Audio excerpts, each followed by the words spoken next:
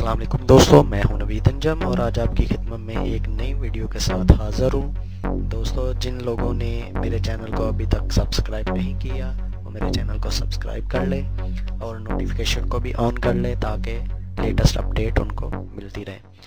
दोस्तों, समुंदर के नीचे ऐसा शहर जो तमीर होने जा रहा है, कौन सा वो मुल्क है और कौन कौन से इसमें लोग रह सकते हैं। तो चलिए मेरी इस वीडियो को आखिर तक देखिए और इंशाल्लाह आपको इसके बारे में सब बताता हूँ। दोस्तों, साइंसदानों ने कहा है कि समुद्रों को सतह में इजाफा करने के लिए ज़मीन का सबसे बड़ा हिस्सा समुद्री पानी की नज़र हो सकता है और इसी खतरे को पेश नज़र रखते हुए जापान में समुद्र के अंदर शहरों की तामीर के मंसूबे पर काम शुरू किया गया है। गैर मुल्की खबर रसां अदारे के मुताबिक टोक्यो से ताल्लुक़ रखने वाली कंपनी शिमेज़ो कॉरपोरेशन ओशन स्पाइलर्स के नाम से ज़ेर आब शहरों को तमीर करना चाहती है। अभी तक ऐसे किसी ज़ेर आब शहर का ठोस मंसूबा तो नहीं बना, मगर कंपनी का तखमीना है कि इसकी तमीर पर 26 अरब डॉलर्स का खर्चा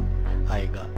अगर कंपनी के मंसूबे पर काम आगे बढ़ता रहा तो ऐसा पहला शहर जापानी दारुल हुकूमत टोक्यो के साहलों पर 16,400 फीट गहराई में तमीर होगा। इस मकसद के लिए बहुत बड़े टर्ब्यून्स समुद्री तह में नस्ब किए जाएंगे। समुद्री लहरों वगैरह से बिजली भी पैदा हो सकेगी। ये 9 मील लंबा पेचीदादार स्ट्रक्चर या स्पाइरल समुद्री पानी से ही बिजली पैदा करेगा। इस शहर में 5,000 अफराद रह सकेंगे, जबकि कंपनी का तखमीना है कि इस मौजूदा शहर में नस्ब सिस्टम इतना बिजली का पैदा कर सकेगा जो वहां रहने वालों को जरूरियात के लिए काफी होगा। तो दोस्तों, इसके गेंद जैसी इमारत के अंदर रहायशी दफ्तर, लेबॉर्ट्रीज, रेस्टोरेंट्स और तालीमी अदारे भी मौजूद होंगे। डिजाइनर कहता है कि यह माहौल दोस्त शहर होगा जहाँ 100% तवानाई के मुतबादल ज़राए का इस्तेमाल किया जाएगा। कंपनी के मुताबिक अगर मंसूबा